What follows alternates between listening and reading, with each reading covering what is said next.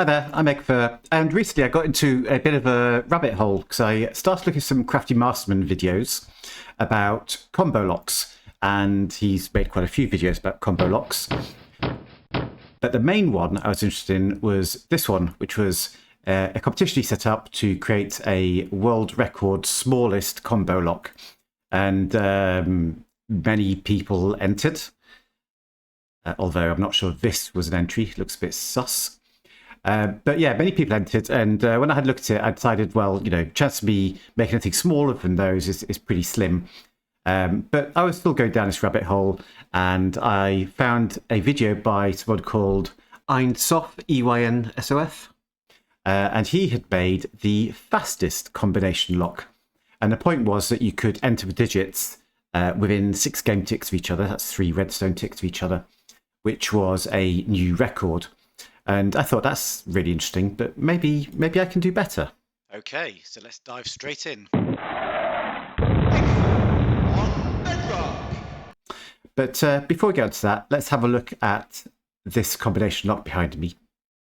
Okay, so the point of combination lock is you have some way of entering some digits, and you have to enter those digits into the lock. And if you get them in the correct order and the right digits, then you activate something, maybe a door will open. And the idea is that you wouldn't have the correct code written here. It would be a secret. But let's give this one a go. I know the code is 9115. So let's have a go. 9115. And hopefully my door will open. And I can go through there. It'll close behind me. And I can open it from the other side like this. And the door itself is by Tomco MC on YouTube, and I've given the YouTube code there, but I'll link it in the description as well so you can have a look. It's not my door. But yeah, so this is a combination lock, and that's what it looks like from a redstone perspective.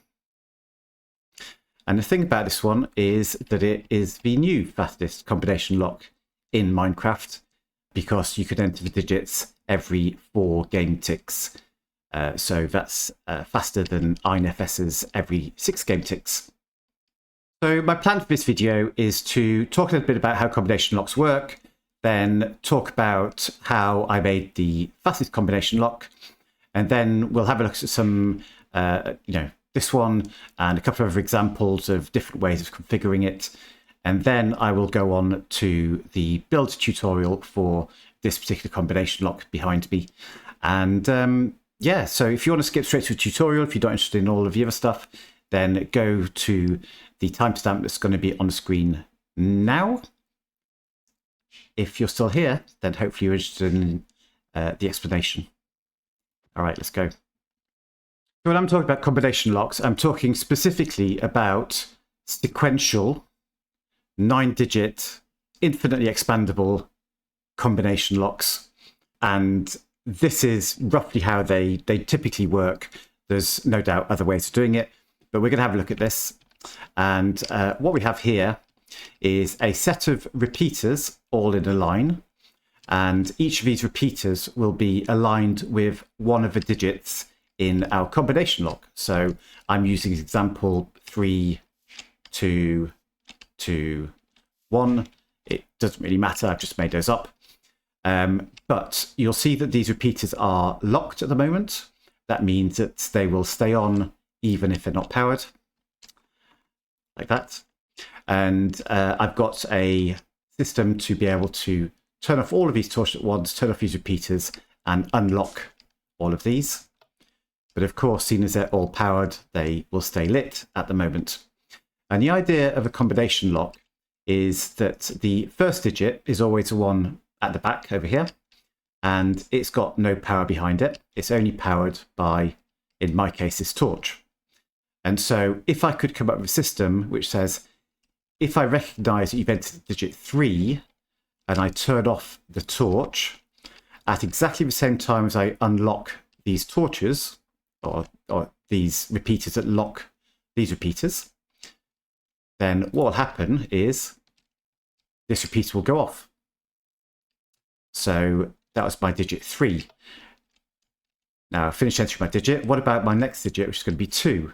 Well, now, because this repeater is unlocked, it's only powered by this. And so if I enter the digit 2, it'll be recognised and turn off this torch.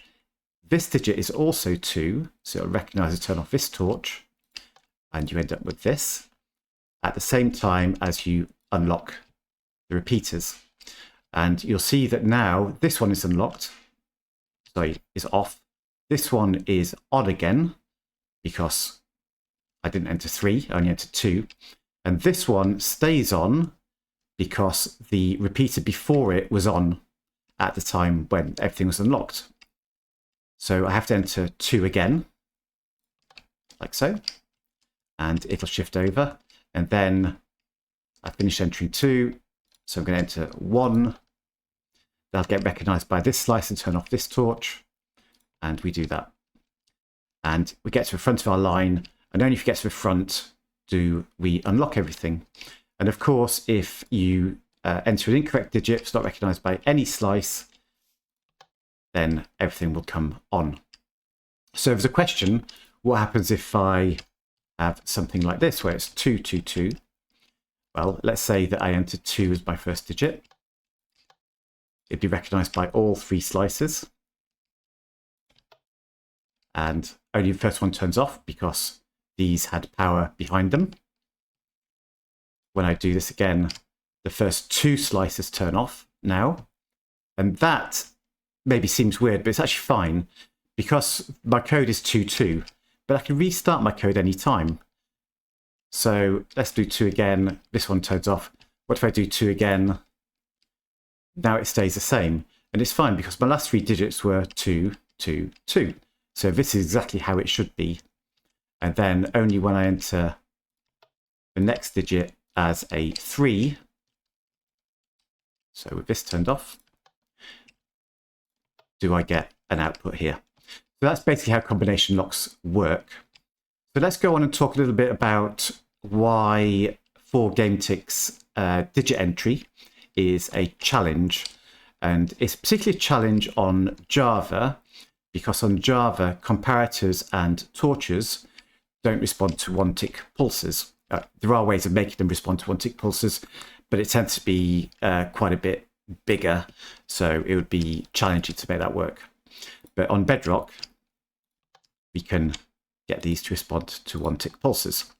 So that's already an advantage because it means that if we had to have a 2-tick pulse coming through this, then it's much harder to have only 2 ticks gap in between your different digits, because actually the redstone would never turn off.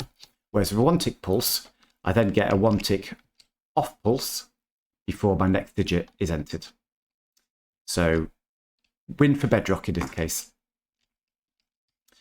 The next thing I want to talk about is how we detect whether our digits are correct. So, how do I actually turn off this torch when I've got the right digit?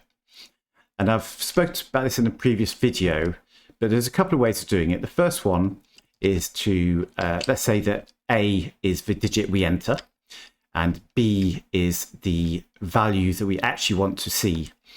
And I can subtract B minus 1. So let's say the correct digit is 8. I subtract B minus 1, which is going to be 7. So when I enter 8 here, it'll subtract 7 from the side, and I'll get signal strength 1 here. That'll decay down to 0 here. And my 1 will light its repeater, light its comparator, and give you an output. So let's actually look at that. I'm going to use a crafter to do that. We'll put in our digit. We want 8, so we put in 1 minus that, which is 7. And you see that if I put in 1, 2, 3, 4, 5, 6, 7, none of this turns on because it's subtracting 8 from the side. As soon as I get to 8, then we have our signal strength 1 here, but 0 here. And if I go higher to 9, then both of these turn on, and therefore I don't get an output. That's one way of doing it. So we end up doing a subtraction here and another subtraction here, and we have these 2 different steps before we get an output. The other way of doing it is to just use comparison. So here I'm comparing my A, the digit I enter, with the correct digit. And if A is equal to B or less than B, then B will be able to go through this comparator, right? If this signal strength at the side was higher, then this one would turn off. If it's the same or less, then it'll go through. And we do the same again here. If this is the same or less, then this signal will go through. And if A is the same or less than B and B is the same or less than A, they must be equal to each other. And we end up with something like this. So now I can just put in, say, 7 again. Sorry, 8 is the digit I'm looking for. You can see one of the torches is lit because my 8 is getting through here. And it's, and if I put in, sorry, let's put in 7 here. So my 7 is here, but my 8 turns off my 7. And it's only when I get to 8 here, both torches turn off, allows this one to come on and lights the lamp. And if I go one higher, then my 9 turns off my 8. And so this torch could come on. But again, I'm having to compare A with B and then with B with A. So these 2 steps. I've also got these torches to worry about. That's kind of 3 steps. And the problem is that if we're entering our digits once every 4 game ticks, then I need to unlock these repeaters every 4 game ticks, which is fine. I could do that. But if it takes 6 game ticks to turn this redstone dust off, so it's just an example, of course, but if it takes 6 redstone ticks to turn this dust off, then I'll have unlocked my repeater too early and it won't give the right result. So that basically just doesn't work. We need to have something where we can detect a digit within 4 game ticks, and I worked out a way to do that. I don't want to build up too much. It's not like really 5 head, but essentially my idea was that the problem is that when we have to do these calculations, you know, compare A with B and B with A, they happen in serial, one after the other, and they happen for every digit. So what I thought was, well, what about if whenever we put in a digit, the first thing we do is we calculate the digit value itself, and we calculate 15 minus that digit, because then what we can do is we can, for each slice, so for each digit we're trying to recognize, we compare it to our actual digit we want, which is 6, and we compare it to 15 minus that digit, which is in this case 9. So why does that help? It means that we could do those 2 things in parallel, and if what we put in was 6, we're trying to find 6, then obviously this will turn off. And if we did our 15 minus 6, it's 9, and we take away 9, this will turn off. So both of these will be off, and this dust will stay off. But if I went lower than 9, then 15 minus, let's say 1, is 14. And so this would stay on like the dust. And if I went higher than 6, let's say I went to 8, then obviously 8 minus 6 would mean that this lights and the dust lights. So we could do the 2 things in parallel. At the same time, we need to have a separate line which is just going along with our original digit strength, because here we're subtracting and we can't subtract and then go on to the next digit because it'd be the wrong signal strength. So we have to have another line which goes along in parallel to do that. But that's essentially it. And what that means is that you end up with something where you have your main signal strength coming in like this for each of these. So the main digit and the 15 minus a digit.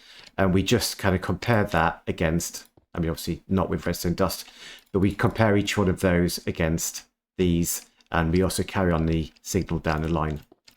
So that's the principle of what I've done. And we end up with this design here. And I'll go through it in more detail as we go through the build. Essentially, maybe the interesting thing to talk about now is that every digit is 3 long. It is 5 wide, and it is 1, 2, 3, 4 tall. And it's only 5 wide because I wanted to make it a bit easier. These crafters don't really need to stick out there. You could have a container here with the right signal strength coming out. but by putting it here, it just makes it a little bit easier to use. So that's it. It can be made as 4 wide by 4 tall by 3 long per digit. That's pretty small. It's not the record, but it is absolutely the record for the fastest. This will all be a world download, by the way, so you'll be able to get a copy of this if you are on PC or mobile, certainly. This design here is essentially the same thing, except I'm going sideways. So if you want more space at the back, you can do it that way. This one is to help with chunk borders. So if I go back here, observes are a bit funny with chunk borders. And if you have a chunk border along this line here or along this line here, then it can fail. I did some testing, and if you enter the digits at maximum speed, so every 4 game ticks, I get 15% failures. So it's really not a bad 15%, but you do get some failures. And if you really have to build it on chunk border, then you could do it this way and then it doesn't fail in my testing. It's not a guarantee. It kind of depends what else is happening in the chunk at the time, because observers are stupid. But there you go. But this one in my testing never failed on a chunk border, but obviously it's noisy. We come over to this one, and the point of this one is to prove that it works with a 4 game tick input. So this is my output here. It'll ring this bell down there. And what I've done is I've said this will go instantly. So it's actually by 9. The next one to go will be this one, which is 2 ticks later. These 2 repeats on 2 ticks. Then this one, which is actually 1 again, which will be another 2 ticks later. These 2 times 2 should be 2. 2 times 2 is 4. And then finally, this one over here, which is 3 times 2, will do our 5 digits. So the actual digits are 9, 1, 1, 5. And it also shows it works with repeat digits. So let's give that a go. There you go. And that always works. And then the final one is with a bookshelf to enter the code. So this only does digits 1 to 6. And have I got some books? Yep. So the code here is 6225. And this is maybe where it's even more useful to have a fast entry, because it's quite easy with a bookshelf to enter the digits too quickly if you have to wait 3 redstone ticks between digits. But this one is pretty fast. So we go 6225. And we see the bell rings. And any other combination doesn't work, of course. So 6215 doesn't work. And obviously the design here is different. I'm not showing this in the build video, but you can have a look in the world download. If anyone's really, really interested, I could make a video on that as well. So that's it. I think we should probably get on and go and have a look at the build now. So I talked in the intro about the impact of chunk borders, and it's not a big deal, but ideally you want to not build your button panel starting 1 block or 2 blocks away from a chunk border. If you really just have a build where that's necessary, you can get around it by doing something like this, and it is somewhat noisy. But if you use a bell instead of the dispenser method, then this will work across the chunk border. But like I say, it's kind of noisy. So just if you really have to. Otherwise, just try and build it away from a chunk border, but it'll work most of the time anyway, even on a chunk border. If I can interrupt myself for just a second, I'm currently on 2.21k subscribers, and I'd like to get to 2,500. So if you wouldn't mind hitting that subscribe button, that'd really help me out. If you go down there and you see I'm already on 2,500, then I want to get to 5,000 subs. So hit it anyway. All right, back to the build. All right. So I'm going to start mine here. I'm going to build my button panel a couple of blocks off the ground, and it's going to be 2 blocks up and then a 3x3 on top of that, like so, with buttons along there like that. And what I'm going to do now is I'm going to turn off my chunk borders. I'm using the sapling behavior pack from Alex. I'll put a link in the description. It's really, really good. And that's also what is showing my redstone signal strengths, which you will see in a little while. Okay, so once you've got this, we'll go behind. If you do want to build it level with the ground, of course, you just have to dig down one block for most of it, a couple of blocks around here, potentially. Okay, so we're going to go around the back, and behind each button, we're going to put a dispenser. And in each dispenser, we're going to put a powder snow bucket. And again, some people find powder snow quite difficult to get, so I'll show you a method to avoid that if you don't have powder snow. So then we're going to put a temporary block here, and then observers in front of all of those, like this. Get rid of that temporary block. And if you want to use water instead of powder snow, you can do that. The way to do it is by using stairs, and put stairs facing like this. So that will block the bottom and the edge. Do the same in the middle, and then facing the other way on this side. That will hold water in place within this structure, and it'll still work exactly the same. So, but I'm going to use powder snow. Okay, come around the back of the observers, and we're just going to put a solid block behind each of those. Another solid block underneath there. Extend that by 1. Extend the top one by 1.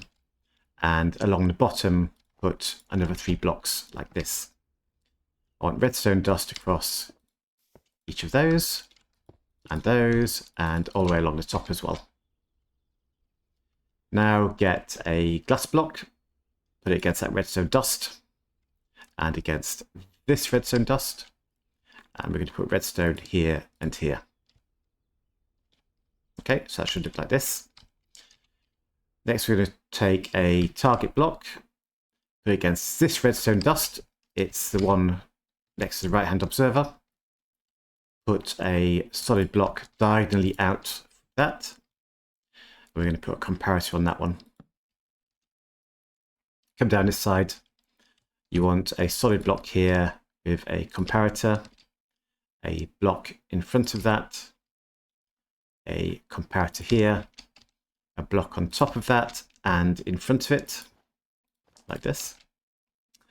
And then you want another glass block just here. Put redstone dust on this one and this one. Put a block under there with redstone dust. And we're going to put a block in front of this comparator. Then we're going to go 2 down. So temporary block, get rid of that one.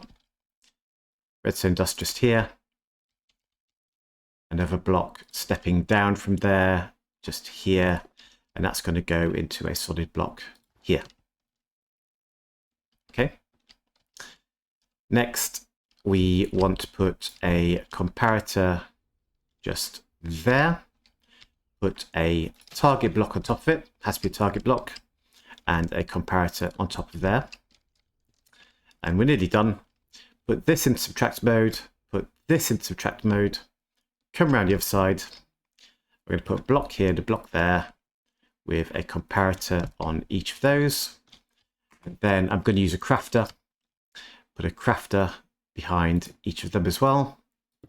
And from this one, we want to subtract 9. So set the crafter to 9, fill in all of those squares.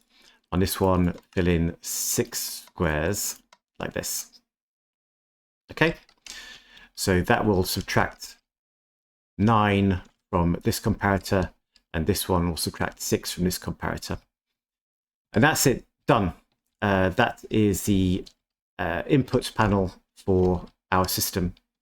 And the reason I built it like this is because we do need a 1-tick pulse, and we also need both the signal strength, which comes directly from our button. So button 1 should give signal strength 1. That will come out of here.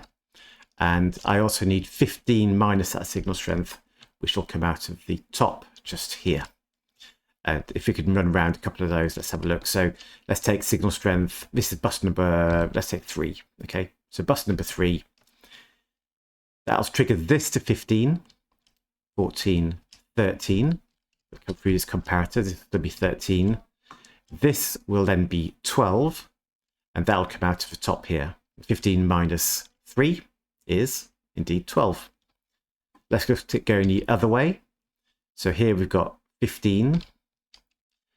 This will be 14, 13, 12. It'll come down here, and we'll take away 9. 12 minus 9 is 3, and we get 3 here, and out of this comparator we'll get 3. And all of that is joined up so that it works for all of the buttons, and they're all synchronized as well, so they will give exactly 1 tick pulse, and whichever one you do, it'll all come out in the same amount of time. Great, so we've got 2 outputs from our button panel now. We need to build the digit recognition circuit, and that's going to go out towards the back there. I will show you how to make it go sideways as well in a while, but we're going to build it going out to the back. And you need 3 blocks for every digit you want in your combination. So this is actually the first of those 3 blocks for the last digit. I'm calling it the last digit because the one it tests first is always the one that's furthest away, and then it gets gradually closer. So this is your last digit, okay? So let's build. Put a block in front of each comparator, a block on the ground there, dust on that, block on that, dust on the top, come round, put a block here and a block there. We'll put a comparator on each one of those, and they need to be in subtract mode like that. Put a block in front of each comparator with dust in the middle.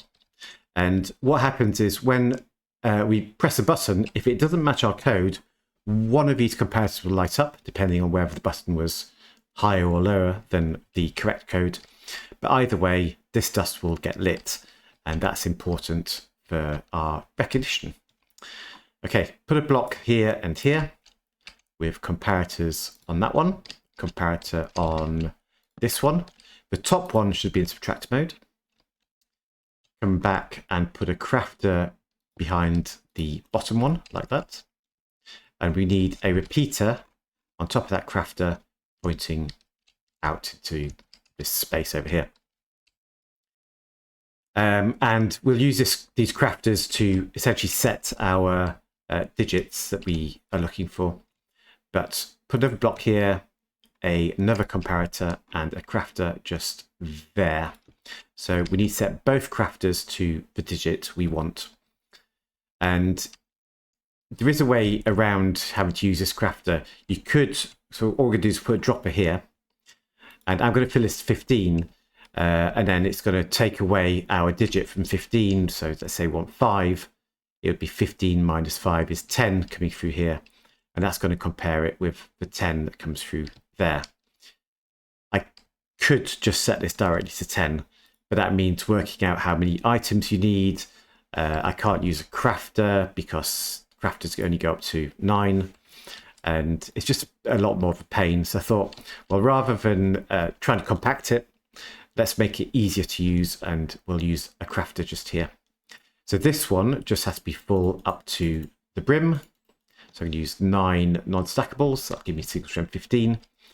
And in the later slices, I'm not going to use a dropper. I'm just going to use a redstone block, but I can't use it here because it would power this dust.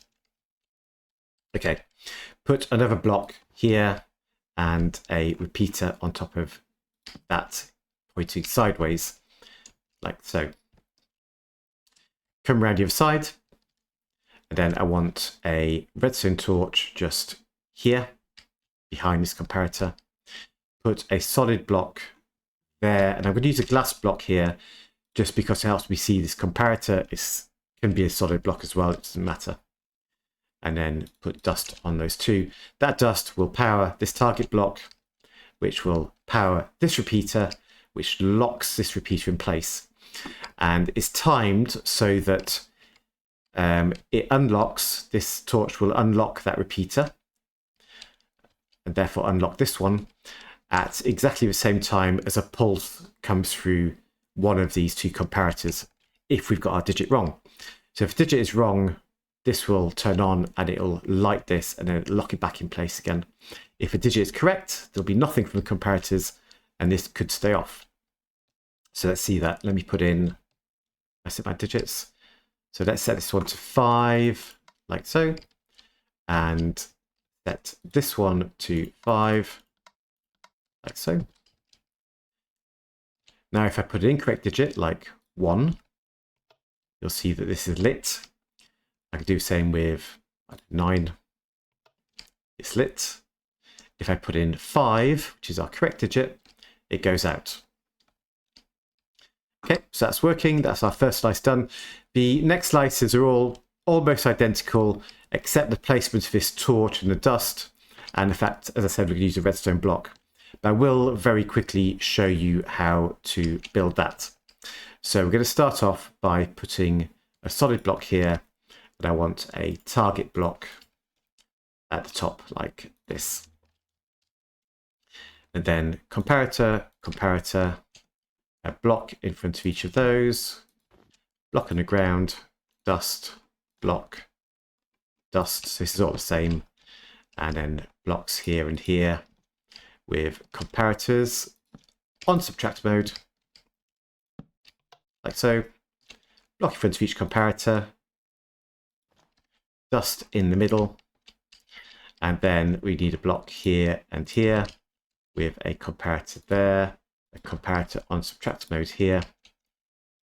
Put a crafter behind this one like that. Now we place our repeater on top of that. Block here, comparator, crafter, and then finally a block here with our repeater on it. Come around this side, and this is actually simpler. So what I'm going to do is I'm going to place a glass block just here, and my torch can go directly here with dust on top of that glass block. So again, powering the target block. And then the last thing I need is a redstone block here, which will give me signal strength 15 into this comparator. And there's no dust there like there was before. So that's our next slice done, and now we can set that to whatever we want. So let's say I set it to 1. Do that on both crafters. And you'll see this is lit at the moment, but if I press an incorrect number, both of these become lit. And do you remember that 5 turned this one off? Well, now it won't, because our previous digit is also powering the same line of dust. So until this turns off, this one can't turn off. So if I press 5, now it doesn't turn off. But if I press 1, this is the last digit, or the first digit if you like, then that one will go off. And because this is off, now when I press 5, this one comes off. So what I'm going to do is I'm going to extend it out for another 2 digits. I won't do that on camera, but I extend it out for another 2 digits and then we'll test it out. And through the magic of video editing, I'm back already, and that's all done.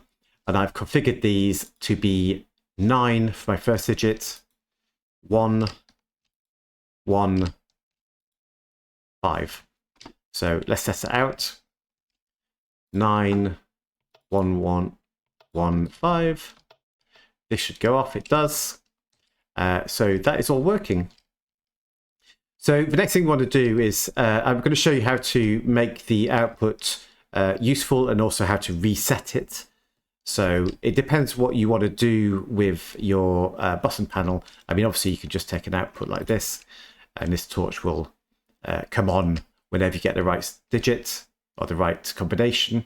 And if you get the wrong combination, it's off. So that's one way to do it. But I'll show you how to make the reset and also put a pulse extender into the circuit as well. So if you want to open a door and keep it open for a little while, then that's how we'll do it. But before we do that, I promised you I'd show you how to make it go out sideways. So rather than to the back, it's going to go out sideways. So we wouldn't have all of this stuff in place. None of this actually would be in place. And we're going to turn our outputs round. So we'll have a comparator here, a comparator here, like this. And because the circuit's going to come out and then come back this way, it would actually get in the way of stuff over here. So we need to add an extra pair of comparators just to extend this out like this. and that just makes us have more room for the circuit. Don't forget to put a target block to this one, like this. And now we build our circuit exactly the same as we did before. So we'll have blocks like this, and we're going to put a block there with redstone dust, like so.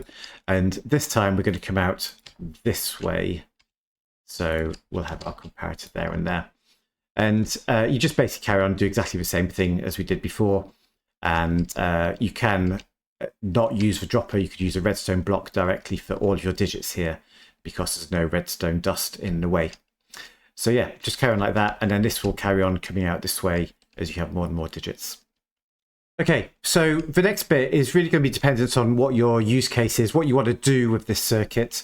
But I'm going to make it auto reset, and I'm going to put in a pulse extender so I can keep a door open. Okay, so the way we're going to do that is we're going to have our torch here. So we've got a block in front of this last locked repeater, the torch on there, and we're going to come down with some blocks there, redstone dust on top of those. So what this will do is when this goes off, we've got our correct code, the torch will come on, it'll power this line, and it actually powers it in a way which is never a valid number.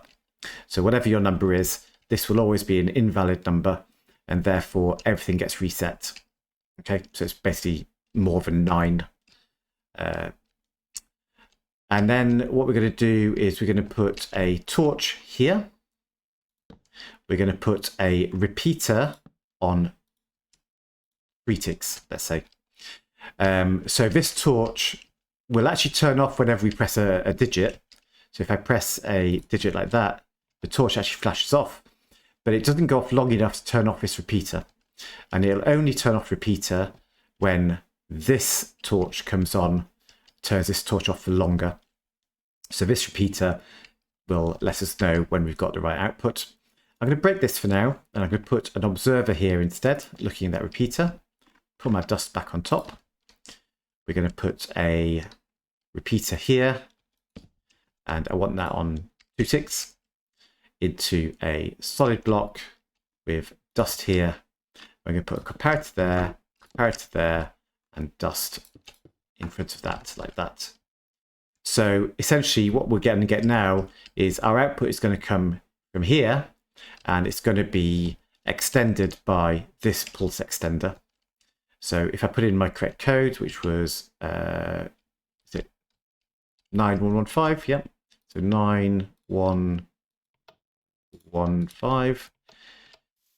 This pulse extender comes on, and it can power my door. And at the same time, this circuit has reset itself for next time. So this has gone back off. And that's it. So if you made it this far, I want you to know I really appreciate you. If you didn't make it this far, I still really appreciate you, but you'll never know. And either way, I hope to see you next time. Bye-bye.